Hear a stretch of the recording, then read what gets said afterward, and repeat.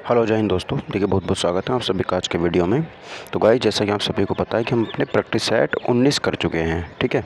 और 19 practice set में हम हर वीडियो में अपने 30 से 40 क्वेश्चन करते हैं अब, क्योंकि आप सभी को पता है 30 क्वेश्चन जो होते हैं वो तो हमारे होते हैं जीके के, ठीक है। और जो हम 10 क्वेश्चन करते हैं ऊपर से वो हमारे 10 क्वेश्चन होते हैं साइंस के। तो हम 19 प्रैक्टिस सेट इस तरीके से अपने कर चुके हैं और अब हमारा बेसिक प्रैक्टिस सेट हमारा आज का होने वाला है। और चैनल का नाम आप सभी को पता है कि ज्ञान रिसर्च सेंटर हमारे चैनल का यहाँ पे नाम हो जाता है, ठीक है। तो बिना देरी किए अपने चैनल को शुरू कर लेते हैं, देखिए वीडियो को। और गाइस जिन जिन को भी पीडीएफ की नीड पड़ती है ना, पीडीएफ चाहते हैं कि हमें पीडीएफ मिल जाए, हम अपनी प्रिपरेशन को अच्छा कर सकते हैं, तो आप यहाँ पे इस बारकोड को स्कैन कर लेना। वहाँ पे आपको पीडीएफ जो है मिल जाएगा। टेलीग्राम चैनल का लिंक है ये बेसिकली, ठीक है। और डिस्क्रिप्शन बॉक्स में भी आपको उसका लिंक मिल जाएगा, तो वहीं से भी इसको ज्वाइन कर सकते हैं, ठीक है। तो चलिए बिना देरी के अपने वीडियो को शुरू कर लेते हैं। पहला क्वेश्चन आप सभी के सामने हो जाता है कि सर बताएंगे यूनेस्को विश्व विरासत स्थल विरूपाक्ष मंदिर किस भगवान को समर्पित है, ठीक है। तो कृष्ण भगवान को, गणेश को, विष्णु को या फिर शिव को। तो विरूपाक्ष मंदिर आप सभी को पता है बहुत फेमस मंदिर है ना। साउथ की फिल्म में अगर आप देखते हैं तो अक्सर वहाँ पे इनका नाम सुनते होंगे विरूपाक्ष मंदिर का। और यूनेस्को में शामिल है ये। तो कौन से भगवान को समर्पित है ये? तो भगवान शिव को समर्पित है। डी ऑप्शन मेरे यहाँ पे करेक्ट आंसर हो जाएगा। तो विरूपाक्ष मंदिर कहाँ पर है सर? ये हमारा कर्नाटक में हो जाता है, ध्यान रखिएगा। और कर्नाटक जो है वो किस नदी के तट पर बसा हुआ है? तुंगभद्रा नदी के तट पर। याद रखनी है, बहुत सारी बातें हैं। तुंगभद्रा नदी के किस तट पर बसा हुआ है? कर्नाटक में एक चीज़ और फेमस है, आपको पता है सर, हम्पी के जो स्मारक हैं वो हमारे कर्नाटक में बहुत ज़्यादा फेमस ही हो जाते हैं, ठीक है। अच्छा, इसको कब शामिल करा गया था सर? तो 1986 में इसको यहाँ पर यूनेस्को में शामिल किया गया था, ध्यान रखेंगे, ठीक है। और जैसे भारत में कुछ और भी विरासत स्थल हैं, जैसे खजुराहो मंदिर है, जैन मंदिर है, सूर्य मंदिर उड़ीसा में हो जाता है, चोल मंदिर है तमिलनाडु के अंदर, ठीक है। महाबलीपुरम के स्मारक हमारे तमिलनाडु में हो जाते हैं। और जो हमारे पत्तदकल हैं, पत्तकल बहुत इंपॉर्टेंट यहाँ याद रखिएगा, ये हमारे कर्नाटक में हो जाते हैं। तो इंपॉर्टेंट चीज़ें हैं जो मैंने आपको यहाँ पर बताई हैं, आप उनको यहाँ पर ध्यान रखिएगा। सेकंड क्वेश्चन बताएंगे, लैंगिक नेतृत्व और प्रभाव श्रेणी के तहत फरवरी 2021 में संयुक्त राष्ट्र एशिया पर्यावरण प्रवर्तन पुरस्कार से सम्मानित होने वाले भारत के पहले अधिकारी कौन बने हैं, ठीक है। तो एशिया पर्यावरण प्रवर्तन पुरस्कार इनको मिला था 2021 में। तो वैसे तो करंट का क्वेश्चन है ये, तो इस पर ज़्यादा हम ध्यान देंगे नहीं। ये हमारे सस्मिता लेंका थे, सस्मिता लेंका, बी ऑप्शन, ठीक है। क्योंकि उस टाइम के हम एनटीपीसी के प्रीवियस ईयर के क्वेश्चन कर रहे हैं, तो उस टाइम पर ही हमारा प्रीवियस ईयर में पूछा गया था। अगला क्वेश्चन देखेंगे सर कि नीति आयोग द्वारा वुमन ट्रांसफॉर्मिंग इंडिया अवार्ड किस वर्ष शुरू किया गया था? वुमन ट्रांसफॉर्मिंग इंडिया अवार्ड किस वर्ष शुरू किया गया था, ठीक है। तो यहाँ पर आप सही आंसर इसका बताएंगे क्या हो जाएगा। पेन का कलर जो है वो चेंज कर लेते हैं, वाइट कर लेते हैं,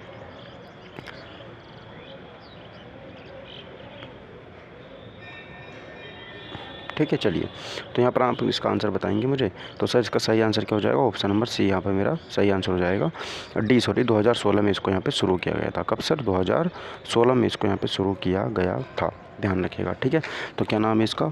वुमेन ट्रांसफॉर्मिंग इंडिया, यानी कि इसको हम WTI के नाम से भी जानते हैं। WTI बहुत फेमस नाम यहाँ पे हो जाता है, ठीक है, वुमेन ट्रांसफॉर्मिंग इंडिया। तो ये 2016 में इसकी शुरुआत यहाँ पर की गई थी, ध्यान रखिएगा।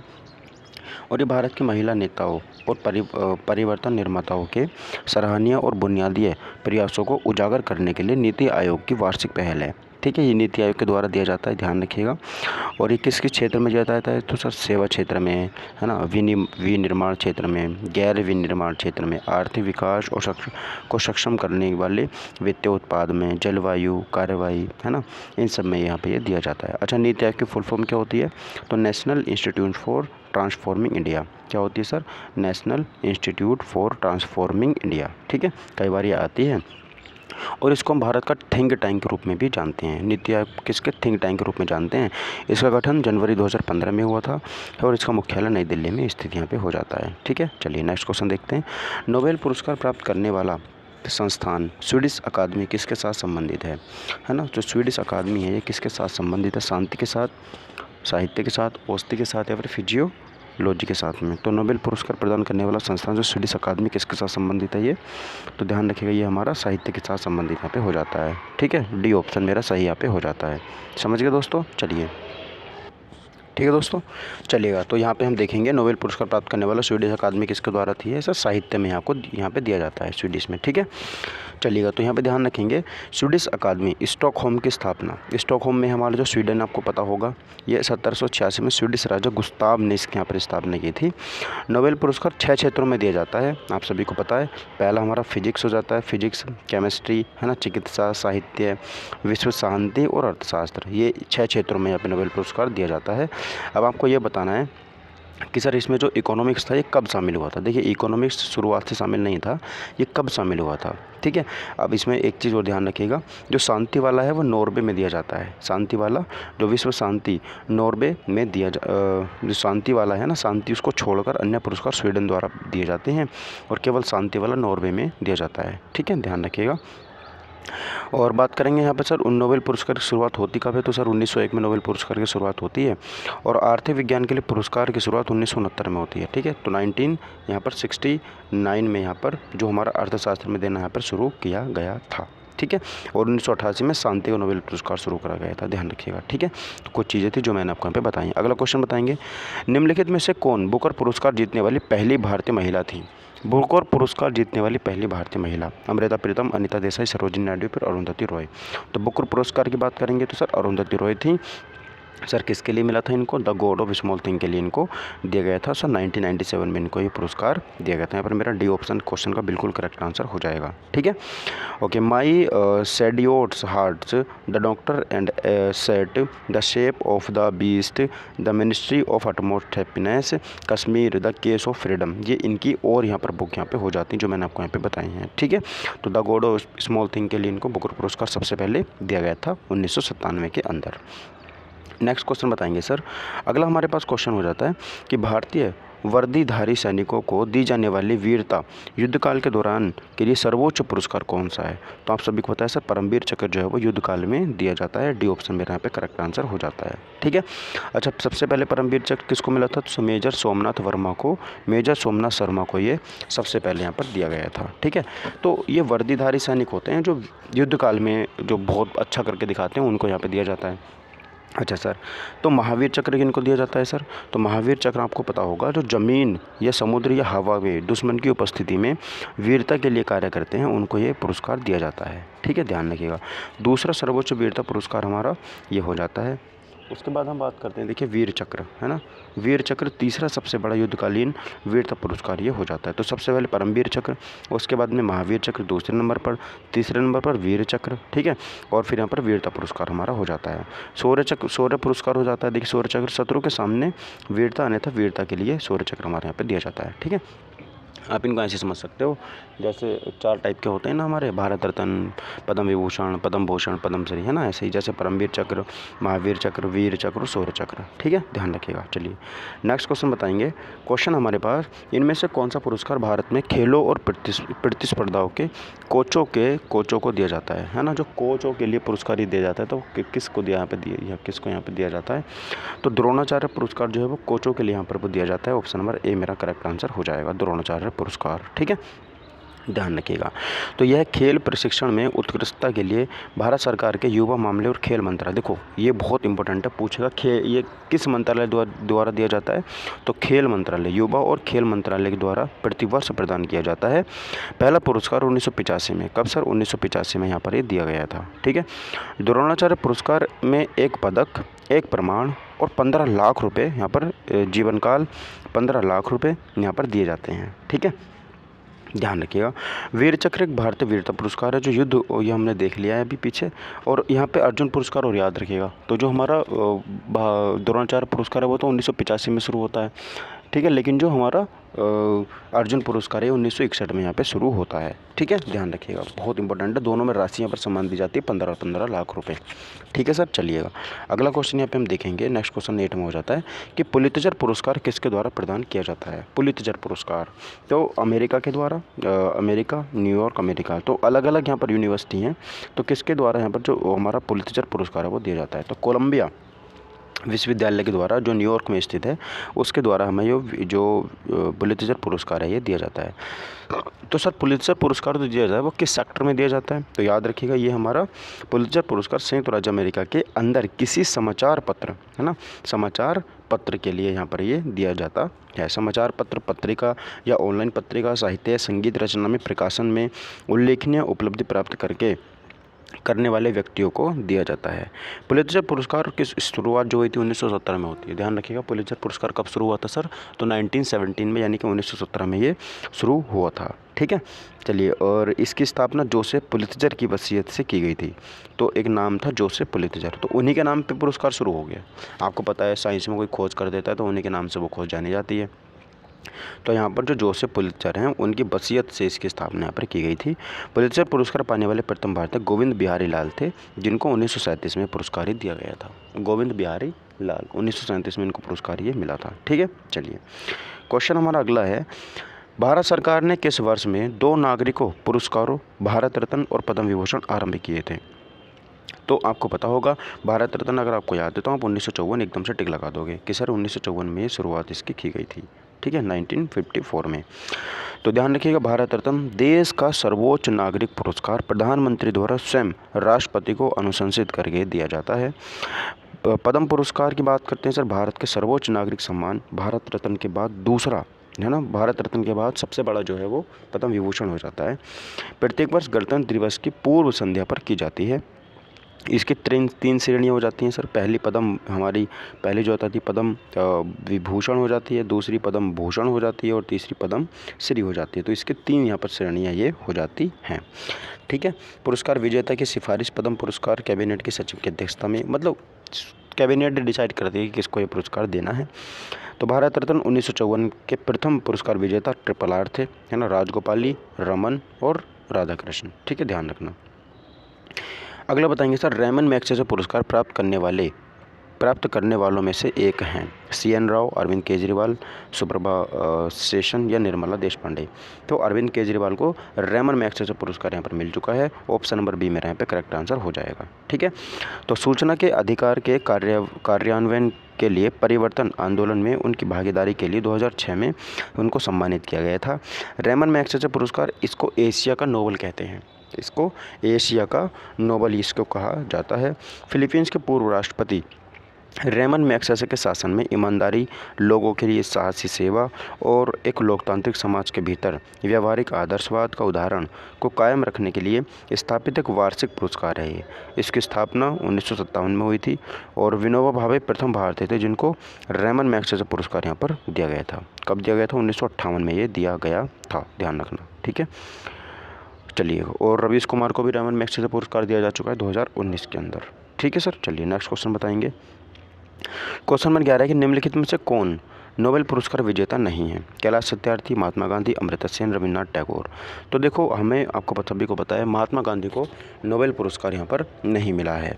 तो नोबेल पुरस्कार पहली बार 1901 में प्रदान किया गया था, है ना। 6 क्षेत्रों में दिया जाता है ये, शांति, साहित्य, भौतिक रसायन और चिकित्सा और अर्थशास्त्र। ठीक है, ध्यान रखिएगा, इसमें सब हमें दिया जाता है। कैलाश सत्यार्थी को 2014 में मिला था और शांति के लिए मिला था। इन्हीं के साथ साथ में मलाला यूसुफजई को मिला था, जो कि कहाँ की सर? पाकिस्तानी हो जाती है। वो मात्र 14 से 15 साल की उम्र में वो उनको दिया गया था। आई थिंक, हाँ, समझ के बाद। चलिए सर आगे बढ़ते हैं। क्वेश्चन नंबर 12 है, यूथ स्ट्राइक फॉर क्लाइमेट आंदोलन के संस्थापक कौन है जिन्हें नोबेल शांति पुरस्कार के लिए नामांकित किया गया था? तो यूथ स्ट्राइक फॉर क्लाइमेट कौन है? तो वो थे शायद हमारे ग्रेटा थनबर्ग। तो ग्रेटा थनबर्ग को नोबेल पुरस्कार यहाँ पर दिया जा चुका है। तो शांति के लिए इनको दिया गया था। ठीक है, प्रथम पुरस्कार जो 1901 में ये दिया गया था और 6 क्षेत्रों में यहाँ पर दिया जाता है। ठीक है, चलिए अगला, अहिंसा के माध्यम से सामाजिक, आर्थिक और राजनीतिक परिवर्तन के लिए गांधी शांति पुरस्कार किस वर्ष शुरू करा गया था? तो गांधी शांति पुरस्कार किस वर्ष शुरू किया गया था ये आपको बताना है। 1995 में, 1985 में, 2001 में, 1990 में। तो 1995 में हमारा गांधी शांति पुरस्कार जो था ये इसकी शुरुआत यहाँ पर की गई थी। गांधी शांति पुरस्कार इसकी स्थापना 1995 में गांधी जी की 125वें जयंती के अवसर पर की गई थी। तो ध्यान रखिए, गांधी शांति पुरस्कार 1995 और 125वें उनकी जयंती थी। ठीक है, इसमें 1 करोड़ की राशि, एक प्रशस्ति पत्र, एक पट्टिका और एक उत्कृष्ट पारंपरिक हस्तशिल्प वस्तु भेंट की जाती है। जूलियस नीयरे इस पुरस्कार के पहले प्राप्तकर्ता थे। कौन थे? जूलियस नीयरे, है ना। जूलियस नीयरे पहले थे जिनको ये गांधी शांति पुरस्कार दिया गया था। अगला, मलेरिया के संचरण पर उनके शोध के लिए नोबेल पुरस्कार से किसे सम्मानित किया गया था? मलेरिया के संचरण, तो मलेरिया आप सभी को पता है ना, उसके संचरण के लिए नोबेल पुरस्कार से किसे सम्मानित किया गया था? तो रॉबर्ट रॉस को, रॉबर्ट जी एडवर्ड्स को, कार्ल लैंडस्टर को, या पॉल लाटरवुड को। तो रोनाल्ड रॉस को यहाँ पर सम्मानित किया गया था। ठीक है, ध्यान रखिएगा, Ronald Ross. Option number B मेरा करेक्ट आंसर यहाँ पर हो जाता है। मलेरिया मच्छर संचरण के खोजकर्ता और चिकित्सा के लिए नोबेल पुरस्कार 1902 में सम्मानित होने वाले प्रथम ब्रिटिश थे ये। तो 1901 में इसकी शुरुआत हुई थी और 1902 में इनको मिल गया था रोनाल्ड रॉस को। ठीक है सर, चलिए। सर रॉबर्ट जेफरी एडवर्ड, इन्हें इन विट्रो फर्टिलाइजेशन 2010 के विकास के लिए फिजियोलॉजी या मेडिसिन में नोबेल पुरस्कार से सम्मानित किया गया था। तो आपको पता होगा ना, IVF आपने सबसे सुना होगा, इन विट्रो फर्टिलाइजेशन, है ना, तो उसकी मतलब उसमें स्थापना के लिए इनको यहाँ पर ये दिया गया था। ध्यान रखेंगे। ठीक है सर, बहुत ज़्यादा इंपॉर्टेंट चीज़ हो जाती है।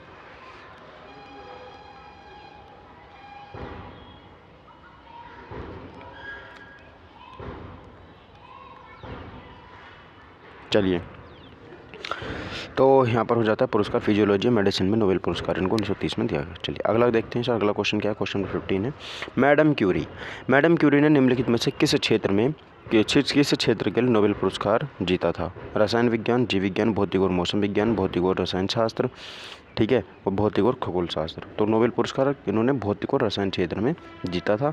ये पहली ऐसी महिला हैं, ठीक है, इनको नोबेल पुरस्कार मिल चुका है, इनके पति को नोबेल पुरस्कार मिल चुका है और इनको बेटी को भी नोबेल पुरस्कार मिल चुका है। ठीक है, नोबेल पुरस्कार जीतने वाली पहली प्रथम महिला थी और 2 बार नोबेल पुरस्कार जीतने वाली ये प्रथम व्यक्ति भी हो जाती है। ठीक है सर, चलिए।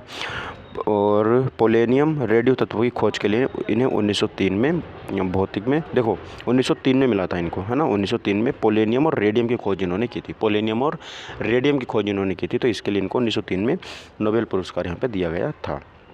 समझ में आ गई बात? ठीक है, चलिए। अच्छा, अल्फ्रेड नोबेल की बात करेंगे आपको, तो अल्फ्रेड नोबेल तो वही डायनामाइट की खोज इन्होंने की थी, है ना। चलिए अगला क्वेश्चन देखिए, ब्रिटिश प्रधानमंत्री विंस्टन चर्चिल को डैश के लिए नोबेल पुरस्कार मिला था? शांति, अर्थशास्त्र, साहित्य, फिर फिजियोलॉजी। तो इनको साहित्य के लिए, जो विंस्टन चर्चिल थे, इनको साहित्य के लिए नोबेल पुरस्कार यहाँ पे दिया गया था। ये लिटरेचर भी लिखते थे विंस्टन चर्चिल होते, ठीक है। तो विंस्टन चर्चिल यूनाइटेड किंगडम के पूर्व प्रधानमंत्री थे, जिन्हें 1953 के ऐतिहासिक और जीवनी संबंधित विवरणों में निपुणता के साथ साथ उत्कृष्ट मानवीय मूल्यों की रक्षा के में शानदार व्यक्तित्व के लिए नोबेल पुरस्कार से सम्मानित किया गया। साहित्य के क्षेत्र में प्रथम नोबेल पुरस्कार सुलेरी प्रोधोमे को 1901 में दिया गया था। ठीक है, चलिए। राष्ट्रकवि रामधारी सिंह दिनकर को उनकी निम्नलिखित में से किस कृति के लिए ज्ञानपीठ पुरस्कार से सम्मानित किया गया था? रामधारी सिंह दिनकर, तो रामधारी सिंह दिनकर को आप सभी को पता होगा, रश्मि रथी, उर्वशी, कुरुक्षेत्र, संस्कृति के 4 अध्याय। तो उर्वशी बहुत फेमस है रामधारी सिंह दिनकर की, इनके लिए इनको क्या दिया गया था? तो इनको यहाँ पर ज्ञानपीठ पुरस्कार दिया गया था 1972 के अंदर। कब दिया गया था सर? 1972 में इनको दिया गया था। उन्हें वीर रस के महानतम हिंदी कवि के रूप में प्रतिष्ठित किया गया। ये वीर रस के महानतम कवियों में से एक हैं। उन्हें राष्ट्रकवि की उपाधि मिली है, इनको राष्ट्रकवि भी कहा जाता है। उल्लेखनीय कार्य हैं इनके, जैसे इन्होंने रश्मि रथी लिखा है। रश्मि रथी किसकी है सर? ये दिनकर की हो जाती है। परशुराम की प्रतीक्षा, होमकार, कुरुक्षेत्र, कृष्ण की चैतवाणी, भगवान के लिए डाकिए, ठीक है, ये सब इनकी ही रचना हो जाती है रामधारी सिंह दिनकर की। पुरस्कार पद्म भूषण की बात करते तो इनको 1959 में पद्म भूषण मिल चुका है और साहित्य अकादमी पुरस्कार इनको 1959 में मिला था। 1959 में इनको साहित्य अकादमी पुरस्कार मिला था। और ज्ञानपीठ पुरस्कार तो आपको पता ही हो गया, ज्ञानपीठ पुरस्कार कब मिला था? 1972 में इनको ज्ञानपीठ पुरस्कार यहाँ पर दिया जा चुका है। उन्हें राज्यसभा का सदस्य मनोनीत किया गया था 1952 में और भारत सरकार के हिंदी सलाहकार 1970 के रूप में भी इनको नियुक्त किया गया था। ठीक, चलिए आगे बढ़ते हैं। गोल्डमैन पर्यावरण पुरस्कार हरित नोबेल पुरस्कार विजेता कौन नहीं है? हरित नोबेल पुरस्कार विजेता कौन नहीं है? रमेश अग्रवाल, चंपा देवी शुक्ला, मेधा पाटेकर या वंदना शिवा। तो सही आंसर हमारा ऑप्शन नंबर डी, वंदना शिवा को यहाँ पर हरित नोबेल पुरस्कार नहीं दिया गया था। ठीक है, हमारा कौन सा डी ऑप्शन करेक्ट हो जाएगा। गोल्डमैन पर्यावरण पुरस्कार दुनिया के 6 भौगोलिक क्षेत्रों में से प्रत्येक में से एक ज़मीनी स्तर के पर्यावरण कार्यकर्ताओं को प्रतिवर्ष दिया जाता है। ठीक है, चलिए।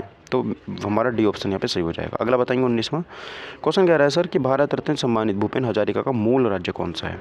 मणिपुर, अरुणाचल प्रदेश, असम या पश्चिम बंगाल? सभी को पता होगा भूपेन हजारिका असम से संबंधित है। हमारा सी ऑप्शन करेक्ट यहाँ पे हो जाएगा। C option is the right answer of this question. तो भूपेन हजारिका असम के एक भारतीय पार्श्व गायक थे। ये राजनीतिक थे, मतलब पॉलिटिकल भी थे, ये गायक भी थे, गीतकार भी थे, संगीतकार भी थे, कवि भी थे, फिल्म निर्माता भी थे। देख रहे हो कितनी ज़्यादा इंपॉर्टेंट ये नाम यहाँ पे हो जाता है। भारत रत्न भारत का सर्वोच्च नागरिक पुरस्कार जिसकी स्थापना 2 जनवरी 1954 को हुई थी। भारत रत्न पुरस्कार सबसे पहले ट्रिपल आर को मिला था, सीवी रमन को 1954 में मिला था, राजेंद्र प्रसाद को 1962 में मिला था और इंदिरा गांधी को 1971 में दिया गया था। खान अब्दुल गफ्फार 1987 में। ध्यान रखिएगा, ठीक है। चलिए क्वेश्चन अगला है हमारे पास कि सोल ऑफ न्यू मशीन नामक पुस्तक को डैश से सम्मानित किया गया था, है ना। सोल ऑफ न्यू मशीन, ह्यूगो साहित्य के लिए न्यू डाइट अंतर्राष्ट्रीय पुरस्कार, मैन बुकर या पुलित्जर? तो इसका करेक्ट आंसर क्या हो जाएगा सर? ऑप्शन नंबर डी हो जाएगा। इनको पुलित्जर पुरस्कार यहाँ पे दिया गया था सोल ऑफ न्यू मशीन के लिए। 1982 में इनको ये पुरस्कार दिया गया था, ठीक है। अगला क्वेश्चन हमारा 21 में हो जाता है। 1922 में परमाणु की संरचना और उनसे निकलने वाले विकिरण की जांच के लिए भौतिक का नोबेल पुरस्कार किसे मिला है? 1922 में परमाणु की संरचना और उनसे निकलने वाले विकिरण के लिए भौतिक का नोबेल पुरस्कार किसको दिया गया था? जे थॉमसन को, नील बोह को, रॉबर्ट हुक को या रदरफोर्ड को? तो करेक्ट आंसर हमारा नील बोह को, यहाँ पर नील बोह जो है इसका करेक्ट आंसर हो जाता है ऑप्शन नंबर सी। इनको यहाँ पर ये दिया गया था, ठीक है। जे थॉमसन को इलेक्ट्रॉन की खोज पर के लिए दिया गया था 1906 में, ठीक है सर। चलिए अगला क्वेश्चन देखते हैं। क्वेश्चन 22 से विज्ञान के लोकप्रियकरण के लिए प्रदान किया जाने वाला प्रसिद्ध पुरस्कार कलिंगा किसके द्वारा प्रदान किया जाता है? कलिंगा पुरस्कार की बात करेंगे। यूनेस्को, यूनिसेफ, विश्व स्वास्थ्य संगठन, यूजीसी, भारत? तो हम यहाँ पे बात कर रहे हैं सर विज्ञान के लिए लोकप्रिय किया जाने वाला कलिंगा पुरस्कार। तो कलिंगा पुरस्कार यूनेस्को के द्वारा ये दिया जाता है। ध्यान रखना ऑप्शन नंबर ए मेरा करेक्ट आंसर यहाँ पे हो जाता है, ठीक है। तो जो हमारा यूनेस्को है, United Nations Educational Scientific and Culture Organization, इसका मुख्यालय पेरिस, फ्रांस में हो जाता है। कलिंगा पुरस्कार की बात करेंगे 1952 में इसको विजयनाथ पटनायक के दान के बाद विज्ञान को लोकप्रिय बनाने के लिए बनाया गया था, ठीक है। चलिए क्वेश्चन नंबर अगला बताएंगे 23वां कि 2013 में मिनीमाता सम्मेलन जापान में किस भारी धातु के उत्सर्जन को संबोधित करने के लिए आयोजित किया गया था? तो मिनीमाता सम्मेलन निकेल, कोबाल्ट, जिंक, पारा किसके लिए सर? पारे के लिए। इनको ये पारे के लिए यहाँ पर ये पारे को संबोधित करने के लिए शुरू किया गया था। डी ऑप्शन करेक्ट यहाँ पे हो जाता है, ठीक है। तो मिनीमाता मतलब मिथाइल मर्क्यूरी विषाक्तता के कारण होने वाला एक तंत्रिका संबंधी विकार है। बच्चों में मिथाइल क्यूरी के संपर्क में एक्रोडेमिया गुलाबी रोग हो सकता है, ठीक है। चलिए मिजो नेशनल फ्रंट MNF के संस्थापक कौन हैं? MNF के संस्थापक यहाँ पे कौन हो जाते हैं? तो लाल डेंगा हो जाते हैं। ऑप्शन नंबर सी लाल डेंगा। मिजोरम के पूर्व मुख्यमंत्री ये रह चुके हैं। 1961 में गठित Mizo national front MNF Bharat के मिजोरम में एक क्षेत्रीय राजनीतिक दल है। तो मिजो नेशनल फ्रंट क्या है? ये एक पार्टी है जो मिजोरम में ही काम करती है। 1961 में इसकी स्थापना होती है। मिजोरम के पूर्व मुख्यमंत्री ने इसकी स्थापना की थी, लाल डेंगा ने। अगला हिमाचल प्रदेश के संस्थापक के रूप में किसे जाना जाता है? बाबा काशीराम, वीरभद्र सिंह, राजकुमारी अमृत कौर, डॉक्टर यशवंत सिंह परमार? तो डॉक्टर यशवंत सिंह परमार को हिमाचल प्रदेश के प्रथम मुख्यमंत्री और व्यापक रूप से हिमाचल निर्माता के रूप में इनको जाना जाता है। ध्यान रखना, ठीक है। चलिए कुलीन जमींदारी शैली के पतन के बारे में सत्यजीत रे की प्रसिद्ध फिल्म कौन सी है? कुलीन जमींदारी। तो इसके लिए प्रसिद्ध फिल्म उनकी जल सा घर है। कौन सा है सर? जल सा घर है। Option number D correct answer यहाँ पे हो जाता है। जल सा घर माने द म्यूजिक रूम, है ना। 1958 में इन्होंने फिल्म बनाई थी, ड्रामा फिल्म है ये, ठीक है। ध्यान रखना। अगला निम्नलिखित में से किस फिल्म को ऑस्कर पुरस्कार के लिए नामांकित नहीं किया गया था? ऑस्कर पुरस्कार के लिए, है ना। तो सलाम बॉम्बे, मदर इंडिया, लगान या कर्मा? तो किसके लिए नहीं किया गया था? यहाँ पर कर्मा को नहीं किया गया था।